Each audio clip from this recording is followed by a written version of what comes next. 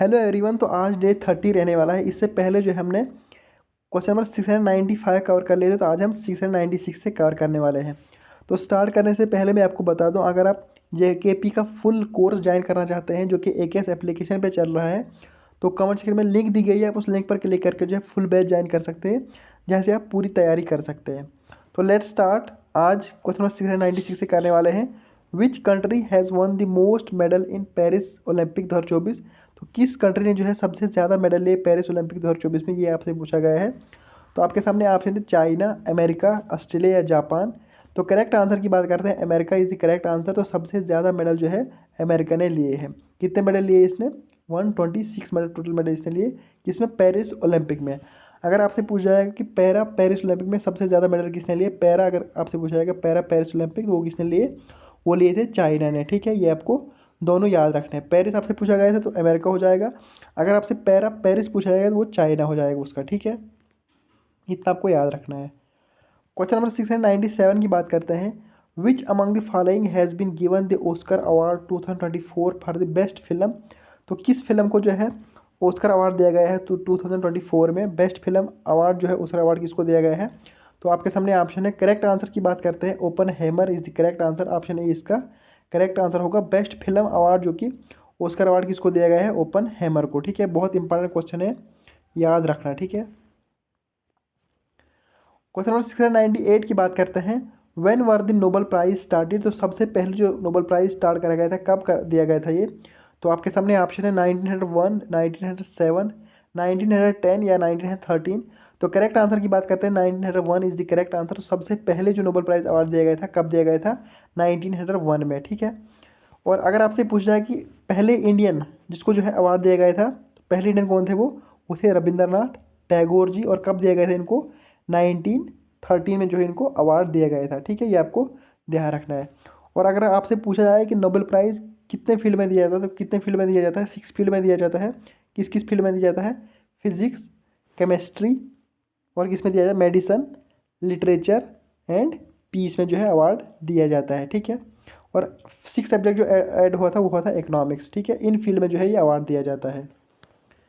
Question number 699 की बात करते हैं। Davis cup is related with which sport. तो जो डेविस कप है ये किस स्पोर्ट से रिलेटेड है? आपसे डायरेक्ट ये पूछा गया है। आपके सामने ऑप्शन है चेस, टेनिस, हॉकी या फुटबॉल। तो करेक्ट आंसर की बात करते हैं, डेविस कप जो है टेनिस से रिलेटेड है। Option B is the correct answer. तो डेविस और टेनिस, ठीक है, दोनों अपने रिलेट कर रहे हैं, डेविस और टेनिस। तो डेविस किस से रिलेटेड है, किस स्पोर्ट से रिलेटेड? वो है टेनिस से। क्वेश्चन नंबर 700 की बात करते हैं। आज 700 पूरे हो गए हैं। What is the name of Donald Trump's party. तो अभी अभी जो है इलेक्शन हुए हैं अमेरिका में, तो प्रेसिडेंट कौन बने हैं? प्रेसिडेंट बने हैं डोनाल्ड ट्रम्प अमेरिका के। और किस पार्टी से हैं ये, आपसे ये पूछा गया है। Republican party, democratic party, liberal party या प्रोग्रेसिव पार्टी। तो करेक्ट आंसर की बात करते हैं, डोनाल्ड ट्रम्प जो है किस पार्टी से है? Republican party is the correct answer. Option A इसका करेक्ट आंसर हो जाएगा। तो इसने किसको हराया है? कमला हैरिस को हराया है। और वो कमला हैरिस किस पार्टी से थी? वो थी डेमोक्रेटिक पार्टी से। ठीक है, डोनाल्ड ट्रंप आपको याद रखना है यूएसए के जो है न्यू प्रेसिडेंट बने हैं। 47वें प्रेसिडेंट बने हैं। कौन बने हैं, क्या बने हैं? 47वें प्रेसिडेंट बने हैं, ये भी आपको ध्यान रखना है।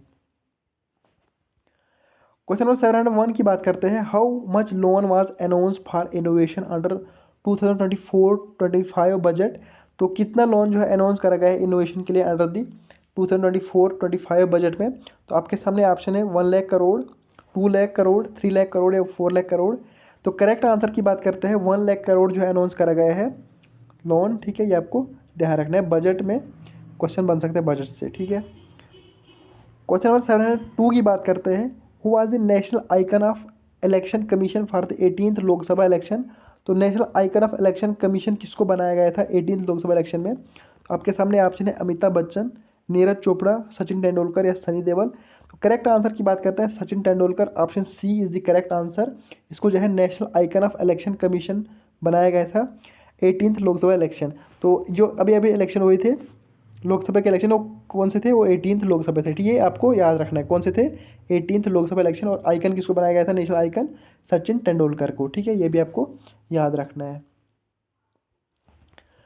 क्वेश्चन नंबर 703 की बात करते हैं। Wear was Khelo India youth games 2024 held. जो खेलो इंडिया यूथ गेम्स हुई कहाँ पे हुई, डायरेक्ट आपसे ये पूछा गया है किस स्टेट में हुई, तमिलनाडु, उड़ीसा, गुजरात या मध्य प्रदेश। तो करेक्ट आंसर की बात करते हैं, Tamil Nadu is the correct answer, option A इसका जो है करेक्ट आंसर होगा। कहाँ पे ये हुई हेल्ड, खेलो इंडिया यूथ गेम, तो तमिलनाडु में जो है हेल्ड हुई ये। और एडिशन अगर आपसे पूछा जाएगा तो एडिशन आपने याद रखना है 6 एडिशन था, ठीक है, ये भी आपको याद ध्यान रखना है। 6 एडिशन जो था खेलो यूथ इंडियन गेम का था, 6 एडिशन था, ठीक है। क्वेश्चन नंबर 704 की बात करते हैं, which team has won the title of women's premier league 2024। तो वुमेन प्रीमियर लीग जो होती है, किसने टाइटल जीता 2024 का, Delhi capital, royal challenger Bangalore, Mumbai Indian या यूपी वॉरियर्स। तो करेक्ट आंसर की बात करते हैं, royal challenger Bangalore is the correct answer. इनने जो है 2024 का जो है वुमेन्स प्रीमियर लीग जो है इनने जीती, रॉयल चैलेंजर बेंगलोर ने। तो एडिशन अगर आपसे पूछा एडिशन कौन सा था, ये सेकंड एडिशन था। फर्स्ट एडिशन जो हुआ था वो किसने जीता था, तो वो जीता था मुंबई इंडियंस ने, ठीक है, ये आपको ध्यान रखना है। और यहाँ पर क्वेश्चन बन सकते हैं पर्पल कैप से, ऑरेंज कैप से। पर्पल कैप किसको दी गई है, तो वो दी गई है श्रियंका पटेल को। किसको, श्रियंका पटेल, जो कि बहुत इंपॉर्टेंट प्लेयर है। और ऑरेंज कैप की बात करते हैं, ऑरेंज कैप किसको दी जाती है, जो कि सबसे ज़्यादा रन बनाता है, किसको दी गई है, एलिस पेरी को जो है ये दी गई है, आपको याद रखना है। इन यहाँ से क्वेश्चन बन सकता है। क्वेश्चन नंबर 705 की बात करते हैं, which among the following is the head quarter of the UNO. तो यूएनओ का हेड क्वार्टर आपसे पूछा गया है, आपके सामने ऑप्शन है New York, Washington DC, Geneva, Paris. तो इसका करेक्ट आंसर की बात करते हैं न्यूयॉर्क, सिंपल सा क्वेश्चन था, तो न्यूयॉर्क जो है यूनाइटेड नेशन का हेड क्वार्टर है, option A is the correct answer. Question number 706 की बात करते हैं, which among the following is the currency of Ukraine. तो यूक्रेन की करेंसी आपसे पूछी गई है, आपके सामने ऑप्शन है रबल, हर्वेनिया, डॉलर या येन। तो यूक्रेन करेंसी की बात करते हैं, option C hryvnia is the correct answer, option B होगा, ठीक है, hryvnia is the correct answer. तो रबल कहाँ की करेंसी है, किस कंट्री की करेंसी है, रशिया की करेंसी रबल है, ये आपको ध्यान रखना है। डॉलर की बात करते हैं, कहाँ कहाँ की करेंसी है, यूएसए की करेंसी है, कनाडा की करेंसी है, डॉलर है, ठीक है, ये भी आपको ध्यान रखना है। यन की बात करते हैं, तो यन कहाँ की करेंसी है, ये है जापान की करेंसी, ठीक है, ये तीनों आपने याद रखनी है इसके साथ। और यूक्रेन की पूछी थी तो यूक्रेन की हर्वेनिया होगी, ठीक है। क्वेश्चन नंबर 707 की बात करते हैं, what is the chemical name for vitamin B12। तो विटामिन B12 का केमिकल नेम आपसे पूछा गया है, आपके सामने ऑप्शन है थाइमीन, रिबोफ्लेविन, टोकोफिरोल या कोबालमिन। तो B12 की बात करते हैं तो cobalamin, option D is the correct answer, ठीक है। तो केमिकल नेम क्या है B12 का, कोबालमिन। थाइमीन की बात करते हैं, इसको क्या बोलते हैं, विटामिन B1, क्या बोलते हैं, विटामिन B1। रिबोफ्लेविन की बात करते हैं तो रिबोफ्लेविन को कौन सा विटामिन, बी टू विटामिन। और टोकोफेरोल की बात करते हैं ई, इससे जाना जाता है, ठीक है, इससे ये आपको तीनों याद रखने हैं। क्वेश्चन नंबर 708 की बात करते हैं, which among the following rivers flows westward and disappear in the desert of Thar.